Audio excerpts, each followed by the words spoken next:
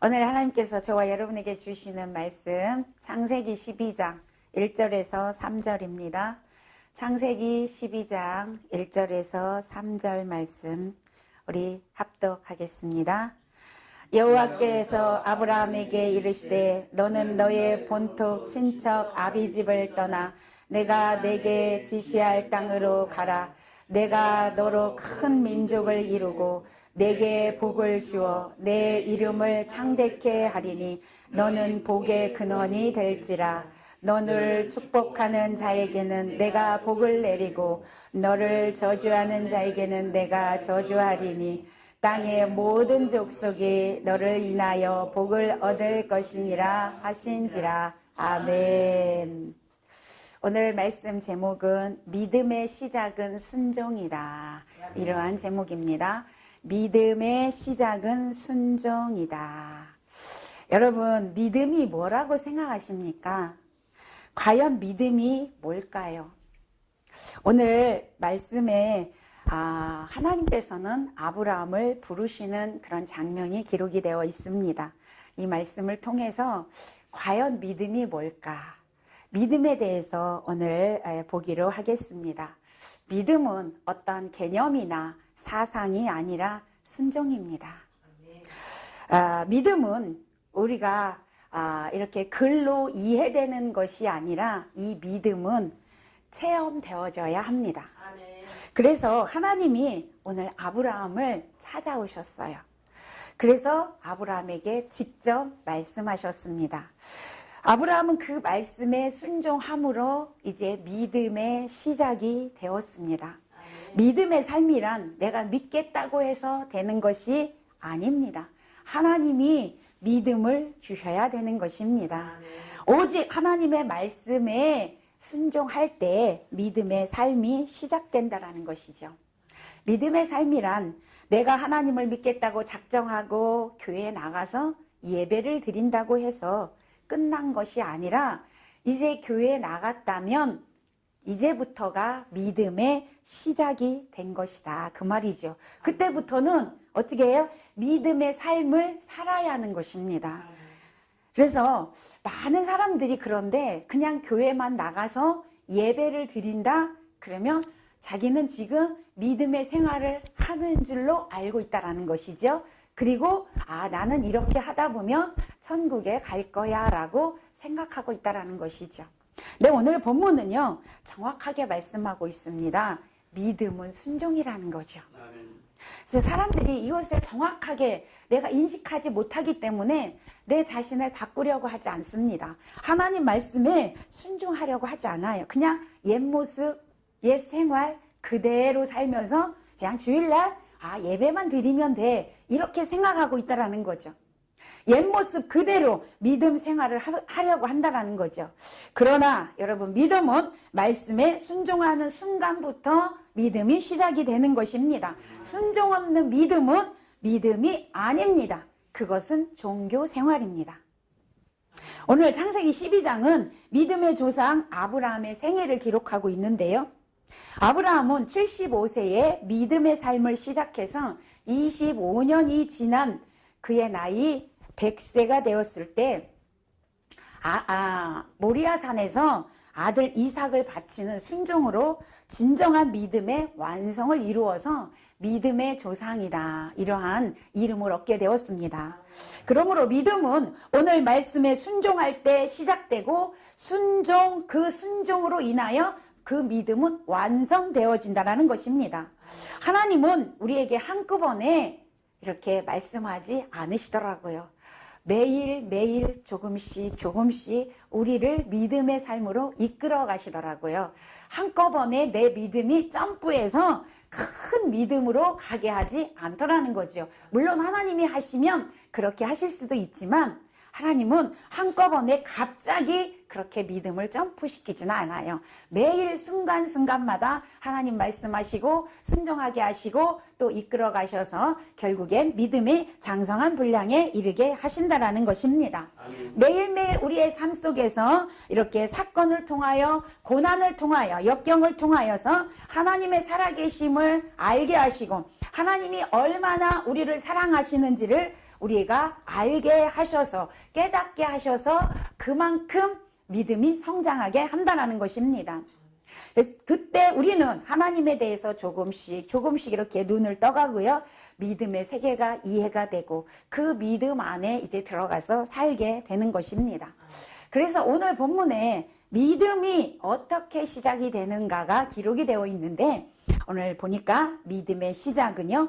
말씀을 들음으로 시작이 된다라고 기록하고 있습니다. 1절에 보니까 여호와께서 아브라함에게 이르시되 이렇게 말씀하죠. 여호와께서 아브라함에게 이르시되 이게 뭐예요? 말씀하셨다 그 말입니다. 하나님이 아브라함에게 말씀하셨다. 자, 믿음의 주인은 하나님이시고요. 그 믿음을 주시는 분도 하나님이십니다. 믿음은 하나님께서 주셔야만 갖게 되는 것입니다. 성경에 보면 믿음이 자라기 위해서는 먼저 하나님의 말씀을 들어야 한다라고 말씀하고 있습니다. 오늘 본문에도 하나님의 말씀이 아브라함에게 먼저 들려왔습니다. 하나님은 아브라함에게 구체적으로 말씀하셨는데 그 말씀은 씨와 같습니다. 생명과 같다 그 말입니다. 하나님의 말씀은 한 알의 밀이 땅에 떨어져서 썩지 아니하며 싹이 나거나 잎이 나거나 열매를 맺히는 일이 없죠. 썩어야만 싹이 나기 시작합니다. 마찬가지로 그 말씀의 씨를 우리의 심령 가운데 심게 되면 심는다라는 게 뭐죠? 들으면 그 말이에요. 말씀을 들으면 이제 성령의 바람이 불어서 성령의 햇빛이 쪼여져서 우리 심령에서 말씀이 싹이 크게 됩니다. 아멘. 믿음은 이렇게 하나님의 말씀을 나의 삶에 듣고 나의 삶에 순종할 때 생명력을 가지고 자라나게 된다라는 것입니다. 하나님의 말씀이 그냥 말씀으로 내 안에 있으면 아무런 능력이 없습니다. 생명이 없다라는 거죠. 말씀이 내 것이 되어져야 합니다. 그때부터 역사가 나타나게 되는 것입니다. 하나님은 우리를 성장시키시고 키우시기를 원하신다라는 거죠. 그러기 위해서는 우리가 말씀을 듣고 순종해야 합니다.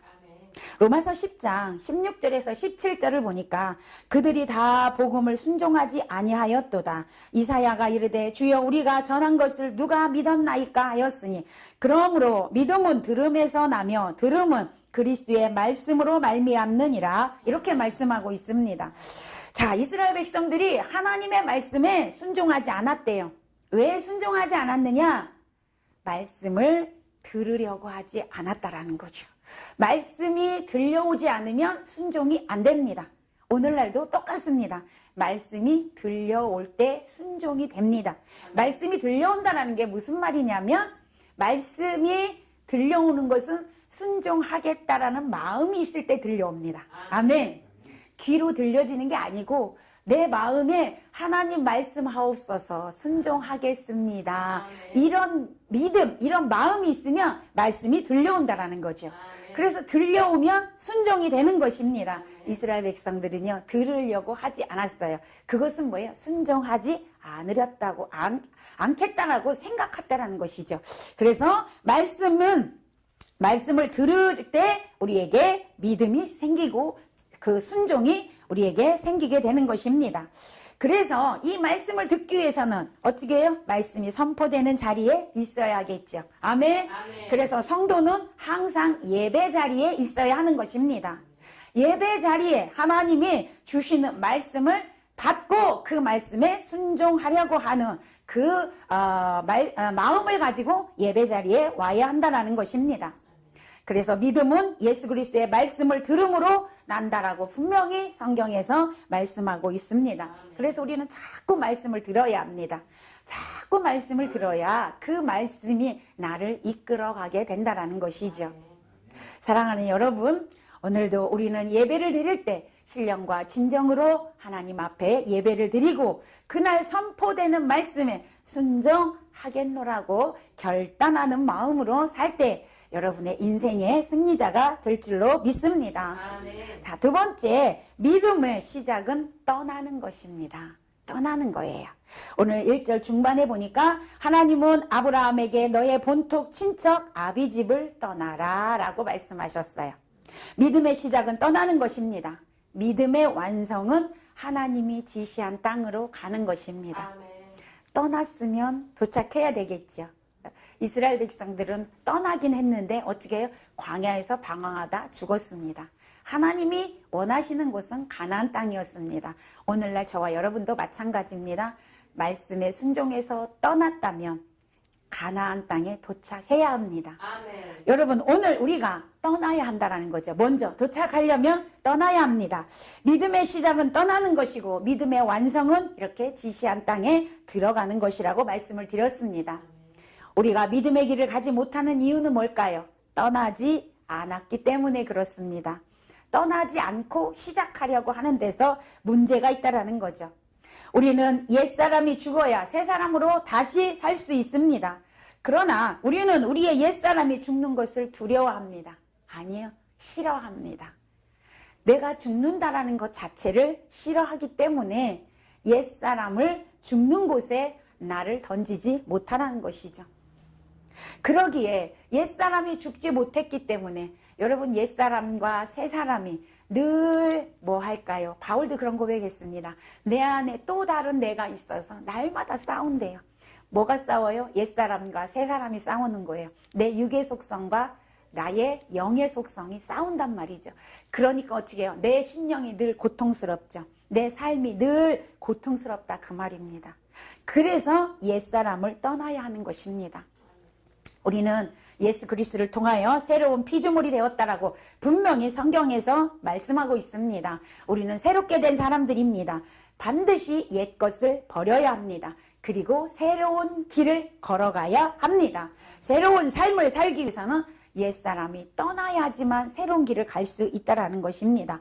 오늘 본문에서 아브라함은 하나님의 말씀에 순종해서 자신의 고향집을 떠났습니다. 그때부터 아브라함의 믿음의 여정이 시작이 된 것입니다. 아브라함이 살고 있던 이 곳은 갈대아 우르라는 곳이었습니다. 그곳은 우상 숭배가 있던 곳이죠. 하나님께서는 아브라함을 왜 거기서 떠나라고 했을까요? 왜 떠나라고 했을까요?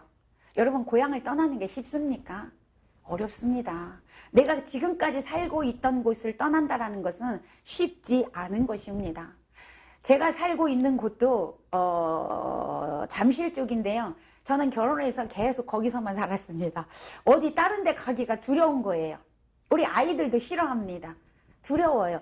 여러분, 이게 사람의 속성이거든요. 뭔가 새로운 것을 한다는 것은 일단 두려움이 옵니다. 아브라함도 마찬가지였을 거예요. 일단 두려웠을 거예요. 성경에 보면 하나님께서는 아브라함에게 갈 바를 알려주지 않았다라고 기록하고 있어요. 어디로 가라라고들 안 했어요. 처음에는 그냥 내가 지시할 땅이 있다. 그러니 너는 일단 떠나라. 이렇게 말씀하셨거든요. 그러니까 갈 바를 알지 못하는데 떠나려니 얼마나 힘들어요. 그러나 아브라함은 순종했다라는 거죠. 하나님은 왜 여기서 떠나라고 했을까요? 아까도 말씀드렸어요. 아브라함이 살고 있는 곳은 갈대아 우르였는데 우상 숭배하는 곳이었어요. 특별히 아브라함의 아버지는 우상을 만드는 사람이었어요. 그 우상 숭배하는 곳에서 있으면서 믿음의 생활하기가 힘들기 때문에 하나님은 거기서 떠나라고 명령하셨던 것입니다. 우리도 마찬가지입니다. 아까 계속해서 말씀드렸지만 옛것을 버리지 않으면 늘 새 것과 싸우게 되기 때문에 고통이 온다 그랬어요. 그래서 하나님은 옛것을 버리라고 한 것처럼 오늘 아브라함에게도 그곳을 떠나야만 하나님의 인도하심을 받고 하나님과 함께하는 동행하는 삶을 살 수 있기 때문에 하나님은 거기서 떠나라고 명령하셨던 것이죠. 아브라함은 힘들고 어렵죠. 그곳을 떠난다라는 것은. 그러나 하나님의 말씀에 무조건 순종하고 떠났다라는 것입니다. 히브리서 11장 8절에서 그는 부르심을 받았을 때에 순종하여 장래 기업으로 받을 땅에 나갈새 갈 바를 알지 못하고 나갔으며 이렇게 기록하고 있습니다. 성도의 삶이란 전적인 하나님을 신뢰하고 순종하는 것으로부터 시작이 됩니다. 성도는 믿음의 삶은 뭐냐? 분리되는 것입니다. 구별되는 것입니다. 그래서 믿음의 사람을 성도라고 부르는 것입니다. 성도는 구별되다, 분리되다 그런 뜻이 있습니다. 그래서 우리는 죄에서 단호히 분리되어져야만 합니다. 아멘. 단호히 이 죄와 분리된 삶을 살아야 한다는 거죠. 하나님 그 죄에서 분리시키기 위해서 아브라함을 부르신 겁니다. 아브라함을 떠나라고 말씀하셨던 것입니다. 시편 1편 1절에서도 말씀합니다. 복 있는 사람은 악인의 꾀를 따르지 아니하고 죄인의 길에 서지 아니하고 오만한 자리에 앉지 아니한다라고 말씀하고 있습니다. 이것이 뭐죠? 세상의 죄악과 분리된 삶을 살아가라 그 말입니다. 우리가 이렇게 죄와 상관없는 삶을 살 때 우리는 복 있는 사람이 된다 그 말입니다. 믿음의 사람이 되는 것입니다. 우리의 예전의 삶은 죄와 더불어 함께 살던 삶입니다. 그러나 이제 예수 그리스도를 통하여 새로운 피조물이 된 저와 여러분은 이제 옛 모습, 옛 죄악에서 이제는 어떻게 해야 될까요? 분리돼서 예수 그리스도 안으로 온전히 들어와야 합니다. 고린도후서 5장 17절에서 그런즉 누구든지 그리스도 안에 있으면 새로운 피조물이라 이전 것은 지나갔으니 보라 새 것이 되었도다. 이 모든 것은 어디서 났냐? 하나님께로부터 났느니라. 할렐루야. 우리는 새로운 피조물이 되었는데 그냥 된 게 아니라는 거죠. 하나님으로부터 새로운 피조물을 받았다 그 말입니다. 우리는 예수 그리스도를 통하여 새 것이 되었음을 믿으시기를 바랍니다. 새 것이 되었다면 새 것답게 살아야 합니다. 아멘. 새로운 삶을 살아야 한다는 것이죠. 그것이 바로 예전에 살던 것에서 분리되는 것입니다. 기독교 역사는 떠남과 분리의 역사입니다. 우리는 이 세상과 세상에 속한 모든 것들로부터 분리되어져야 합니다. 부정한 것들과 열매 없는 어둠의 흑암에서 떠나서 정결함과 진리의 빛이 있는 은총의 자리로 나오시기를 축복합니다. 아멘. 날마다 거룩의 영으로 성결의 영으로 무장되어지시기를 축복합니다. 아멘. 세상으로부터 분리되어 그리스도인으로서 삶을 사는 것은 결코 쉬운 일은 아닙니다. 그럼에도 불구하고 우리는 그 길을 가야 합니다. 아멘. 죄악의 도성 갈대아 우르에 계속 머물러 있으면 안 된다라는 것입니다. 그래서 하나님은 거기서 떠나라고 말씀하고 있습니다. 그러므로 우리는 죄악을 떠나 순종하는 삶을 사시기를 바랍니다. 떠남이 없는 신앙생활은 세상과 하나님을 동시에 섬기고자 하는 것이기 때문에 결코 신앙생활을 잘 할 수가 없습니다. 신앙생활에 믿음의 성장이 없다라는 것을 기억하시기를 바랍니다. 하나님의 부르심을 받고 과감히 이 고향을 떠났던 아브라함처럼 성도는 불신앙과 죄악으로 가득 찬 세상에서 온전히 떠나야 합니다. 그리고 가나안 축복의 땅으로 가시기를 바랍니다. 우리 성도들은 이 세상에서 살고 있지만 세상과 분리되어서 거룩하고 성결한 삶을 살면서 하나님께서 약속한 새하늘과 새 땅, 그 가나안으로 가야 하는 것입니다. 가나안은 믿음으로만 갈 수 있고요. 가나안은 믿음으로만 살 수 있습니다. 그 어떤 것으로도 살 수 없습니다. 가나안 땅에서 우리는 살아야 합니다. 이 땅이 가나안이 되어야 되고 우리의 가정이 가나안이 되어져야 되고 우리의 삶이 가나안이 되어져야 합니다. 그래야 영원한 가나안, 영원한 새하늘 새 땅에 갈 수가 있습니다. 하나님은 아브라함에게 죄악의 고향을 떠나서 믿음의 땅 가나안으로 가라고 말씀하셨고요. 그곳에서 믿음의 조상으로 세우기 위한 하나님의 계획하심이 있었기 때문에 부르셨습니다. 자, 이렇게 하나님 말씀에 순종해서 하나님이 떠나라고 해서 떠났고 그 하나님의 말씀대로 약속을 붙들고 가는 아브라함에게 하나님이 주신 약속한 축복이 오늘 기록이 되어 있어요. 오늘 본문에 오늘 2절에 보니까 4가지의 축복을 하나님께서 약속하고 있는데요. 내게 복을 주겠다. 2번째, 내가 너로 큰 민족을 이루어 주겠다. 3번째, 내 이름을 창대케 하겠다. 네 번째, 복의 근원이 되겠다. 이 약속을 주셨어요. 오늘 저와 여러분에게도 동일하게 이 약속을 주시는 줄로 믿습니다. 하나님 말씀에 순종하고 하나님이 떠나라고 할 때 떠나면 하나님의 말씀에 이끌림을 받으면 이 약속의 말씀이 저와 여러분 것이 되는 것입니다. 이 축복의 약속은 우리 성도에게 모두에게 동일하게 주시는 말씀인 것으로서 우리에게 오직 믿음만이 요구되는 것입니다. 아브라함이 가졌던 순종하는 믿음, 하나님만을 의지하는 그 믿음, 우리들이 소유함으로써 이렇게 하늘로부터 오는 놀라운 축복을 받는 성도가 되시기를 바랍니다. 그런데 이 복의 약속의 말씀에는요, 특징이 세 가지가 있어요. 하나님께서 말씀하시는데요, 이 세 가지 특징이 뭐냐면 그 약속은 하나님께서 일방적으로 주신 것이다. 아멘. 일방적이에요.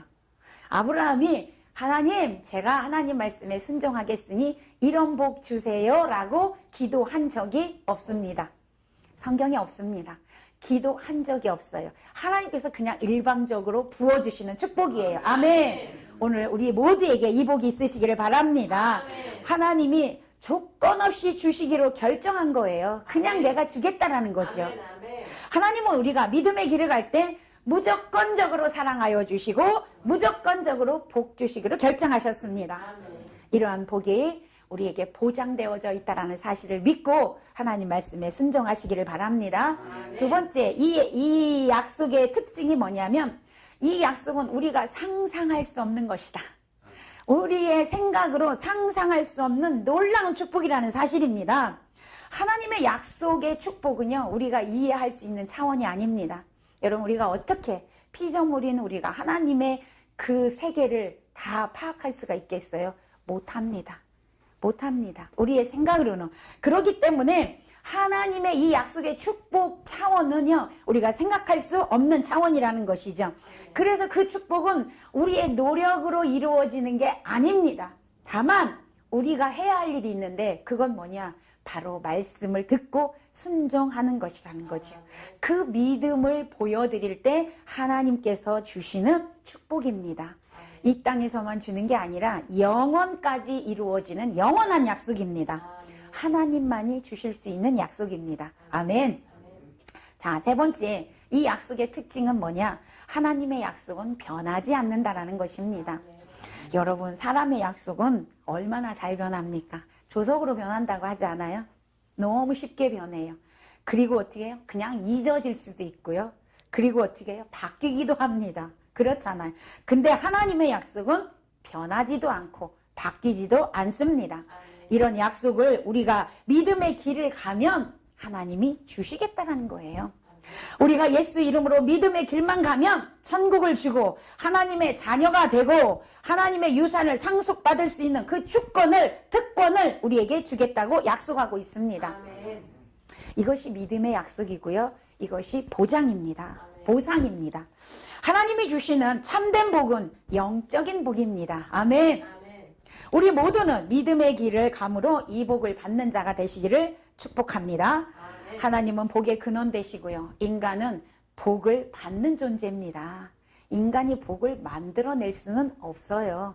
우리는 그 복을 받는 존재죠. 근데 많은 사람들이요, 인간 스스로 복을 만들고 그 복을 소유하려는 착각 속에서 살아간다는 것이죠. 사람들은 복을 너무 좋아하죠. 복에 굶주려 있습니다. 그러나 여러분, 우리가 생각하는 그 복은 진정한 복이 아니라는 사실입니다. 오히려 그 복은 우리의 욕망을 일으키고 정욕을 일으키고 우리의 마음의 평안과 안식을 빼앗아갈 수 있는 복일 수도 있다는 것입니다. 오히려 고통과 아픔을 줄 수 있는 그런 복일 수도 있습니다. 여러분, 그러기에 우리는 하나님이 주시는 그 복을 받아야 합니다. 영적인 복을 먼저 받아야 하고요. 그 복을 받은 자는 이 땅에서도 하나님이 주시는 그런 축복 속에서 살아갈 수가 있습니다. 오늘 3절에서 아브라함에게 또 다른 축복, 약속하고 있는데요.